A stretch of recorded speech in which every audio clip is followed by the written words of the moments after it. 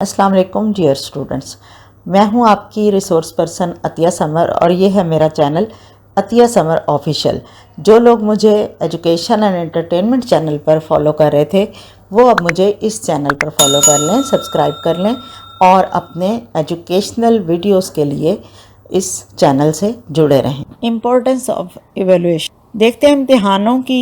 Further determining the academic progress of student ने कितना अपना जो कंटेंट उसको पढ़ाया गया है उसके अंदर कितनी महारत हासिल कर ली, कितना वो उसको अचीव कर सका है। फिर motivation for the better grade. आप देखेंगे स्टूडेंट्स जब इम्तिहानों के बाद फर्स्ट सेकंड थर्ड आते हैं तो फिर वो एक दूसरे से इम्प्रूव करने के लिए मोटिवेटेड हो जाते हैं, अपने ही रिजल्ट को इम्प्रूव करने के लिए मोटिवेटेड हो जाते हैं। तो उनकी स्टूडेंट्स और टीचर्स दोनों की मोटिवेशन के लिए जो इम्तिहान है वो ज़रूरी होता है। इवेल्युएशन क्लासिफिकेशन ऑफ स्टूडेंट्स को हम दर्जाबंदी करते हैं कि कौन सा स्टूडेंट क्लास में, अगर 30 स्टूडेंट है कौन सा पहले नंबर पे है, कौन सा दूसरे नंबर पे है, कौन सा 30वें नंबर पे है।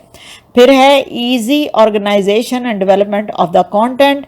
तो जो कंटेंट पढ़ाया गया है उसके बारे में उसको मुनज़्ज़म करने में, उसको इकट्ठा करने में, उसको फिर डेवलप करने में हेल्प देते हैं इवैल्यूएशन। फिर है decision about students promotion to the next class. आप जब देखें कि सालाना इम्तिहान होते हैं, चाहे वो इंटरनल एग्ज़ाम हो या बोर्ड के एक्सटर्नल एग्ज़ाम हो, वो स्टूडेंट्स की प्रमोशन का फ़ैसला करते हैं कि वो अगली क्लास में जाएंगे या नहीं। Selection of right candidate for job. आप देखें जब यही इवैल्यूएशन किसी जॉब के लिए होती है, कोई टेस्ट होते हैं पीपीएससी के जिस तरह से टेस्ट होते हैं, तो क्या है सिलेक्शन ऑफ राइट कैंडिडेट के लिए इम्तिहान जो है वो हेल्प करते हैं। फिर making future educational decisions through research. तो यहाँ पर जब इम्तिहानों के ज़रिए स्टूडेंट्स की परफॉर्मेंसेस सामने आती हैं तो बहुत सारी जो तालीमी तहकीक है उसमें फ़ैसला साजी करने में, नए सिलेबस को बनाने में, नई एवेल्यूएशन स्ट्रेटजीज़ को बनाने में हेल्प मिलती है हमें एवेल्यूएशन के थ्रू। तो टाइप्स ऑफ एवेल्यूएशन देख रहे हैं आप। पहली टाइप है placement evaluation, measure entry behaviour entry test वगैरह। आप देखिए प्लेसमेंट एवेल्यूएशन में आपके एनटीएस टेस्ट होते हैं, ठीक है। इसके अलावा आपके स्कूल में बच्चे को दाखिल करवाने जाते हैं 6th-7th क्लास में, तो उनका जो क्लास में एंटर होने के लिए टेस्ट लिया जाता है कि क्या वो इस क्लास के काबिल हैं या नहीं, ये चीज़। और उसके अलावा जो बच्चों के बिहेवियर्स या बाकी चीज़ों को मॉनिटर करना पड़ता है कि ये किस क्लास के काबिल है, किस तरह के सीट के काबिल है, तो प्लेसमेंट एवेल्यूएशन होती है। Diagnostic evaluation identify causes of learning and problems of the student. तो जब हम बच्चों की परफॉर्मेंस अगर अच्छी नहीं आती है इवेल्यूएशन में तो हम डायग्नोस्टिक एवेल्यूएशन करते हैं कि कुछ सवालात ऐसे बनाए जाते हैं जिसके ज़रिए हम ये जानना चाहते होते हैं या जान सकते हैं कि बाकी सारी क्लास की परफॉर्मेंस और इस स्टूडेंट की परफॉर्मेंस में फ़र्क क्यों आया है।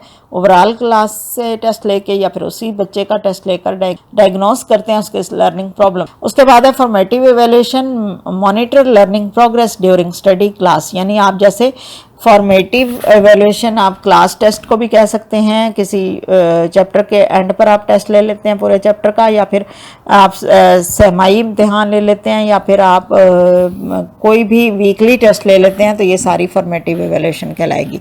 फिर उसके बाद है summative evaluation, measure end of course achievement. यानी अगर आपका जैसे बीएड का ये कोर्स एंड हो जाएगा, वर्कशॉप भी आपकी हो गई, आपके असाइनमेंट्स भी हो जाएंगी, तो एंड पे एक एग्ज़ाम होगा, वो होगा समेटिव एवेल्यूएशन के बाद वो वाला कोर्स फिर बच्चे नहीं पढ़ते, यानी वो उससे गुजर जाते हैं पास होकर या किसी भी अच्छे ग्रेड लेकर।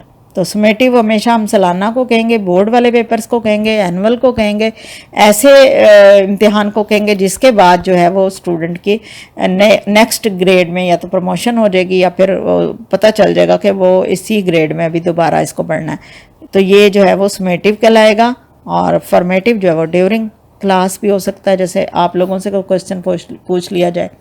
The purpose of the assessment क्या है, फॉर्मेटिव का भी हम देख लेते हैं और समेटिव का भी हम देख लेते हैं। तो सबसे पहले फॉर्मेटिव जो हम ड्यूरिंग क्लास करते थे उसका मकसद ये है कि लर्निंग मेजर्स कितना पढ़ा गया है, कितना कोई भी कॉन्सेप्ट हम पढ़ा रहे हैं उसमें से बच्चे ने कितना सीख लिया, कितना अभी सीखना बाकी। डिसेंट्रलाइज्ड यानी पूरी बुक का हम जिम्मेदारी नहीं लेते, हम सिर्फ उसी जगह उसी कंटेंट पे फोकस रहते हैं और वहीं से पूछते हैं, चाहे वो एक पैराग्राफ ही क्यों ना हो बच्चों को पढ़ाने के बाद, कि हाँ इस पैराग्राफ में कौन सी बात की गई थी। तो डिसेंट्रलाइज्ड हो रहा है, मोस्ट स्टूडेंट सेंटर्ड। बहुत सारा ये डिपेंड कर रहा है, ये सिर्फ स्टूडेंट टू स्टूडेंट क्वेश्चन किए जाते हैं। फॉर एग्जांपल क्लास में आपको लगता है एक बच्चा सुस्त बैठा है, खामोश बैठा है, वो तवज्जो नहीं दे रहा, तो आपको लगेगा कि इसको थोड़ा सा मोटिवेट करना चाहिए, इसको थोड़ा सा इन्वॉल्व करना चाहिए। तो आप कोई ऐसा क्वेश्चन पूछ सकते हैं जो आपने लास्ट 5 मिनट की बातचीत की हो उसमें से होगा। तो बच्चे की अगर वो तवज्जो नहीं रही थी उस टॉपिक पर, तो वो उसी स्टूडेंट से पूछना ही उस स्टूडेंट आप उसको मोटिवेट करेगा और वो वापस अपनी क्लास में मेंटली हाजिर होगा।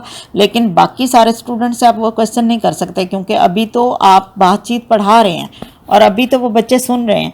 तो इस तरह से कुछ स्टूडेंट्स के लिए होता है, स्टूडेंट सेंटर्ड ही होता है। यहाँ पर आप अपने लिए नहीं कुछ क्वेश्चन पूछ सकते कि मैंने इतना पढ़ा दिया तो अब मैं और आगे पढ़ाऊँगी।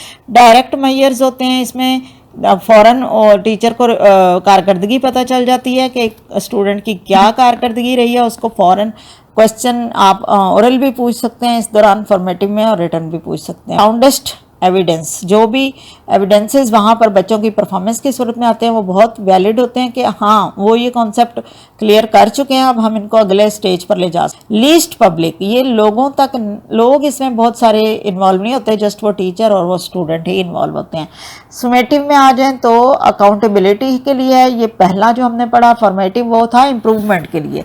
अब क्या है अकाउंटेबिलिटी, यानी एहतसाब हो रहा है बच्चे का कि उसने जो कुछ पूरा साल पढ़ा है उसके लिए वो क्या परफॉर्म करके दिखा सकता है। परफॉर्मेंस मेजर्स हो सकते हैं इस समेटिव के ज़रिए होते हैं, और फिर सेंट्रलाइज्ड होता है, यानी पूरी बुक जो है उसमें से होगा और पूरे कोर्स में से होगा क्वेश्चन, कोई एक टॉपिक में से नहीं होगा।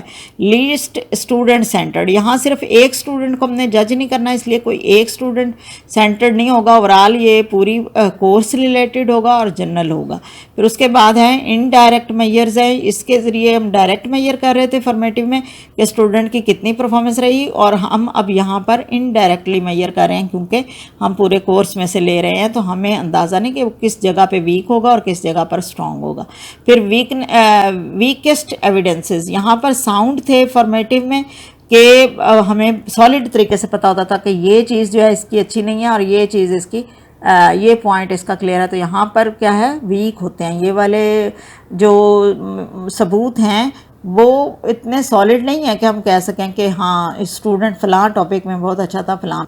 मोस्ट पब्लिक, यहाँ पर पब्लिक सेक्टर के ज़रिए होते हैं एग्ज़ाम, जैसे कि हम बात कर रहे थे कि बोर्ड्स इसके ज़िम्मेदार होंगे इस इम्तिहान को कंडक्ट करवाने। ये था आज का लेक्चर। इस यूनिट के बाकी पार्ट्स देखने के लिए मेरे चैनल की प्लेलिस्ट को विज़िट करें।